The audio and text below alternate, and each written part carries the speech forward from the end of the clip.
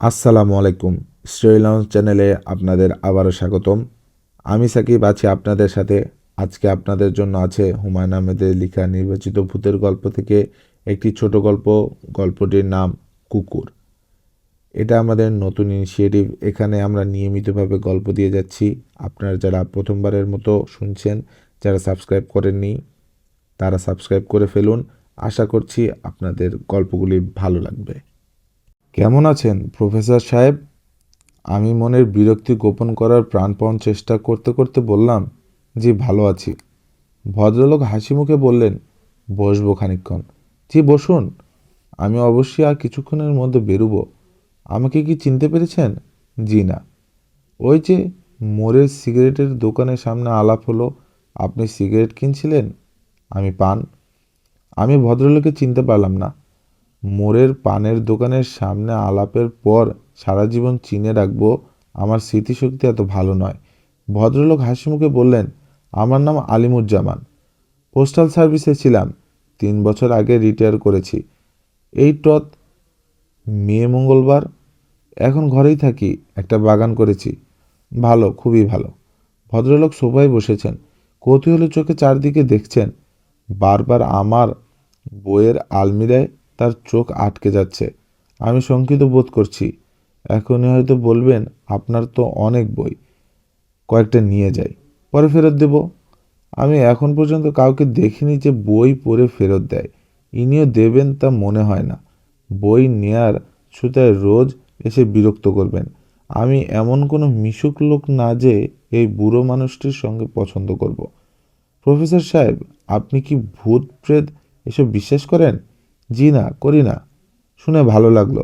আজকাল শিক্ষিত লোক দেখি এইসব বিশ্বাস করে, মনটা খারাপ হয়। মানুষ চাঁদে যাচ্ছে সেটা বিশ্বাস করেছে, আবার ভূতও বিশ্বাস করছে। ফিজিক্সের এক প্রফেসর হাতে দেখছি 4টা পাথরের আংটি। আমি চুপ করে রইলাম। আমার কাছ থেকে উত্তর না পেলে ভদ্রলোকের আলাপের উৎসাহ হয়তো কমে যাবে। তিনি বিদায় হবেন। প্রফেসর সাহেব, জি, আপনি কি কোইন্সিডেন্স বিশ্বাস করেন? আপনার প্রশ্নটা ঠিক বুঝতে পারলাম না। কাকতালীয় ঘটনা? আমি এখনও আপনার প্রশ্নটা বুঝতে পারছি না। আরেকদিন আপনাকে বলবো। আজ মনে হচ্ছে আপনি একটু বিরক্ত।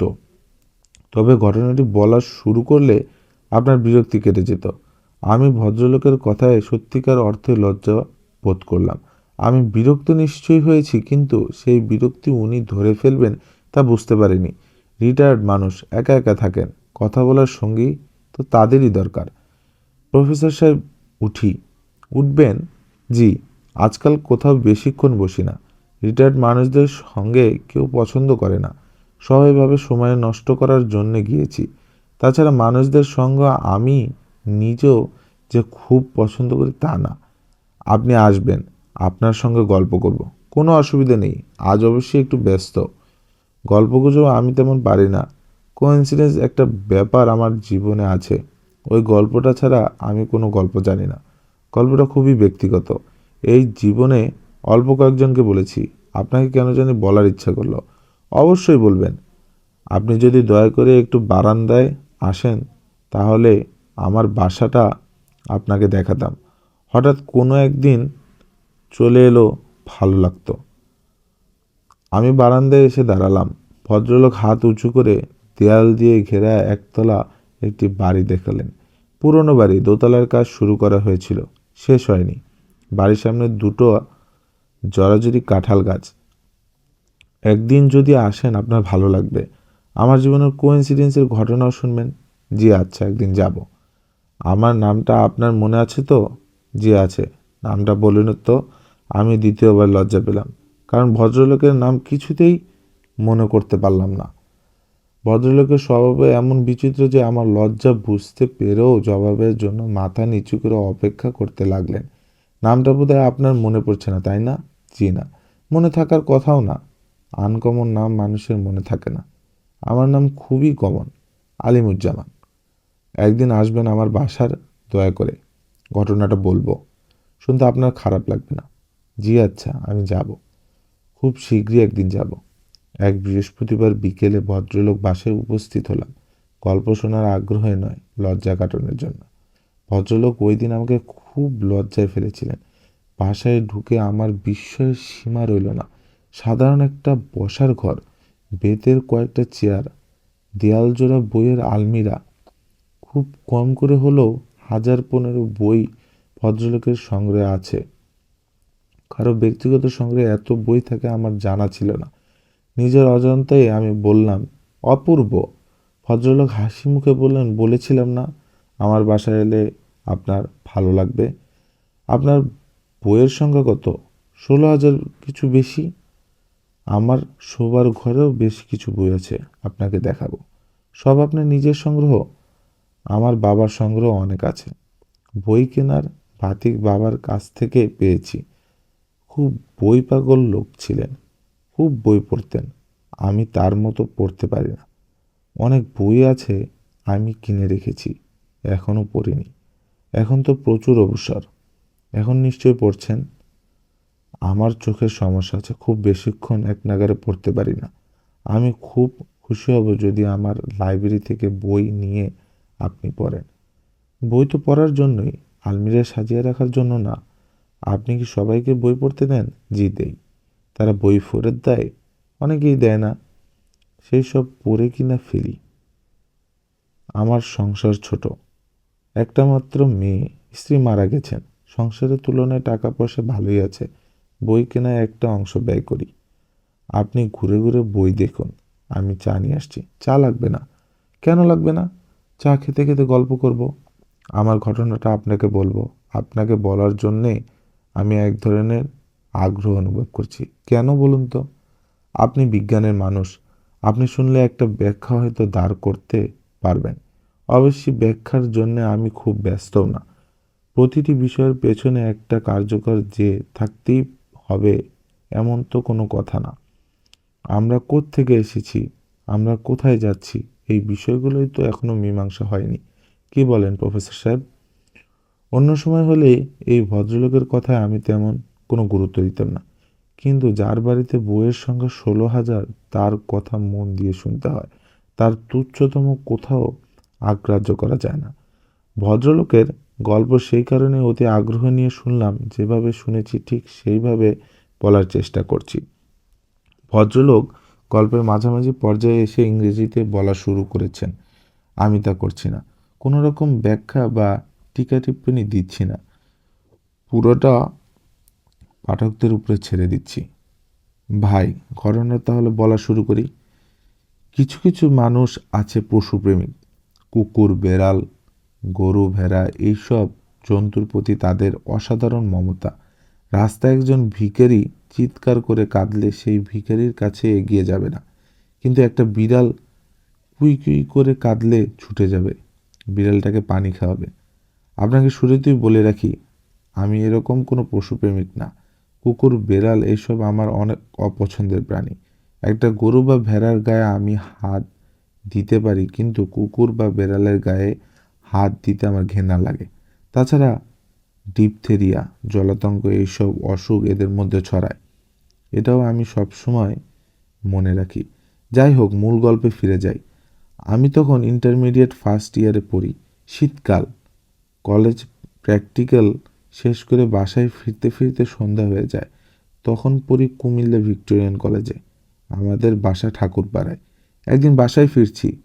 দিনটা মনে আছে, বুধবার। সন্ধ্যা মিলিয়ে গেছে, গায়ে গরম কাপড় ছিল না। প্রচণ্ড শীত লাগছে।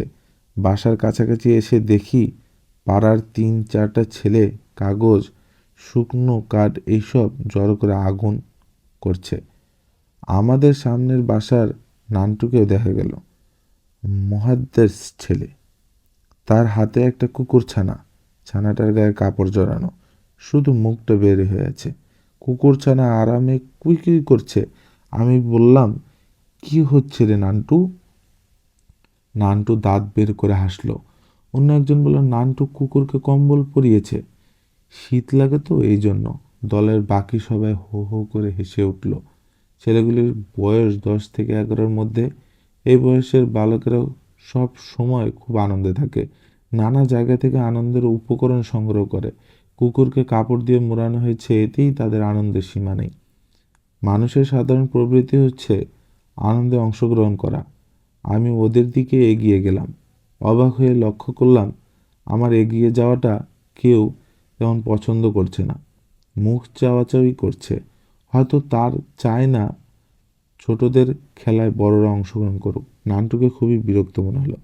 ওদের কাছে গিয়ে দাঁড়ানো মাত্র কেরোসিনের গন্ধ পেলাম। হয়তো বাসা থেকে কেরোসিন এনে কেরোসিন ঢেলে আগুন করছে।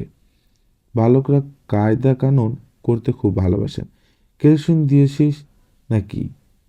কেউ কোনো জবাব দিল না। নান্টুর মুখ কঠিন হয়ে গেল। আমি ব্যাপারটা কিছুতেই বুঝতে পারলাম না। নান্টু বলল, আপনি চলে যান। তার গলা কঠিন, চোখে দৃষ্টি তীক্ষ্ণ। তাকিয়ে দেখি নান্টুর কোলের কুকুরছানা ভিজে চুপ চুপ করছে। বুকটা ধক করে উঠল। এরা কুকুরছানাটার গায়ে কাপড় কেরোসিন দিয়ে চুবিয়েছে নাকি? নতুন কোনো খেলা? একে আগুন ছেড়ে দেবে না তো? শিশুরা মাঝে মাঝে নিষ্ঠুর খেলায় মেতে ওঠে। আমি কড়া গলায় বললাম, এই নন্টু, তুই কুকুরটার গায়ে কেরোসিন ঢেলেছিস? নান্টু কঠিন মুখে বলল, তাতে আপনার কি? কেন কেরোসিন ঢাললি? নান্টু কিছু বলল না। অন্য একজন বলল, কুকুরটা আগুনের মধ্যে ছাড়বে। এর গলায় ঘুঙুর বাঁধা আছে। আগুনে ছাড়লে এর গায়ে আগুন লাগবে আর সে দৌড়াবে, ঘুঙুর বাজবে। যত তাড়াতাড়ি দৌড়াবে তত তাড়াতাড়ি ঘুঙুর বাজবে। এটাই মজা। আমি হতভম্ব। এরা বলে কি? ছেলেটার কথা শেষ হবার আগে নান্টু কুকুরছানাটা আগুনে ফেলে দিল। দাউ দাউ করে আগুন জ্বলে উঠল। কুকুরছানা দৌড়ালো না, এক জায়গায় দাঁড়িয়ে রইল। হয়তোবা মানুষের নিষ্ঠুরতা হতভম্ব হয়ে গিয়েছিল। আমি আগুনের উপর লাফিয়ে পড়লাম। আমার শার্টে আগুন ধরে গেল, প্যান্টে আগুন ধরে গেল। এইসব কিছু গ্রাহ্য করতে পারলাম না। আমার একমাত্র চিন্তা, বাচ্চাটাকে আগুন থেকে বের করতে হবে। আলিমুজ্জামান সাহেব থামলেন। আমি বললাম, বের করতে পেরেছিলেন? হ্যাঁ। বাচ্চারা বেঁচে ছিল? না, বাঁচেনি। বাঁচার কথাও না। আমার গায়ে 3rd ডিগ্রি বার্ন হয়ে গেল। কুমিল্লা মেডিকেলে কিছুদিন থাকলাম। তারপর আমাকে পাঠানো হলো ঢাকা মেডিকেল কলেজে। 2 মাসের উপর হাসপাতালে থাকতে হলো। এক পর্যায়ে ডাক্তাররা আমাকে বাঁচানোর আশা ছেড়েই দিয়েছিলেন। সেই সময় বার্নের চিকিৎসা তেমন ব্যবস্থা ছিল না। স্কিন গ্রাফটিং হতো না। অল্পতেই শরীরে ইনফেকশন হয়ে যেত। যাই হোক, বেঁচে গেলাম। তবে সেই বছর পরীক্ষা দিতে পারলাম না। আলিমুজ্জামান সাহেব নিঃশ্বাস নেবার জন্যে থামাথামি। আমি বললাম, আপনি একজন অসাধারণ মানুষ। মোটেই না। আমাকে বোকা বলতে পারেন। সামান্য একটা কুকুর ছানার জন্য আমি নিজের জীবন যেতে বসেছিল। তখন সবাই আমার বোকামির কথাটা আলোচনা করত। আমার নিজেরও মাঝে মাঝে মনে হতো হয়তো বোকামি করেছি। একজন মানুষের জীবন কুকুরের জীবনের চেয়ে অবশ্যই মূল্যবান। আপনার গল্প শুনে মুগ্ধ হয়েছি। এটা কিন্তু গল্প না, এটা গল্পের ভূমিকা। মূল এখন বলবো। ঢাকা থেকে সুস্থ হয়ে বাসায় ফিরছি। শরীর তখনও খুব দুর্বল। ডাক্তার বলে দিয়েছে প্রচুর রেস্ট নিতে হবে। শুয়ে বসেই দিন কাটছে।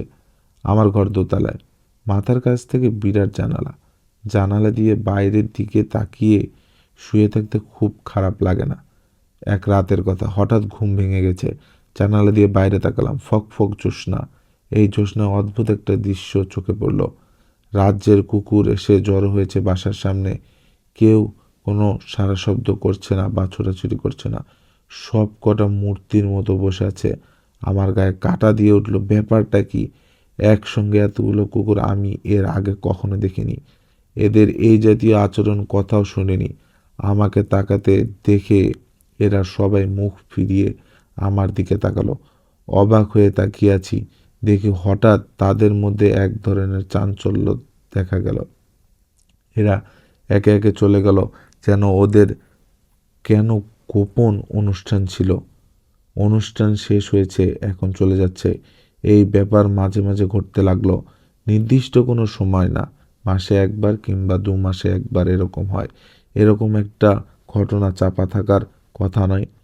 সবাই জেনে গেল। অনেকেই দুপুর রাতে কুকুরের দল দেখতে আসতো। খবরের কাগজেও ঘটনাটি উঠেছিল, দৈনিক আজাদে। ক্যাপশন ছিল, কুকুরের কাণ্ড। আমার ছোট বোন আমাকে খুব খেপাতো।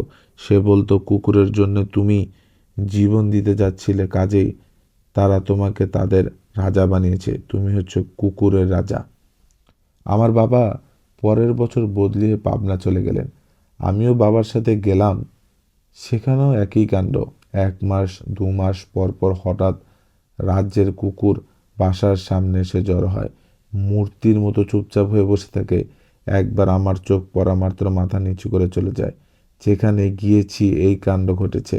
যেন কোনো এক অদ্ভুত উপায়ে কুকুররা আমার খবর পৌঁছে দিয়েছে। শুধু তাই না, আমার মনে হয় কুকুররা আমাকে পাহারা দেয়। আমি যখন রাস্তায় হাঁটি, একটা দুটো কুকুর সবসময় আমার সঙ্গে থাকে। আজ আমার বয়স 67, আজও এই ব্যাপার ঘটছে।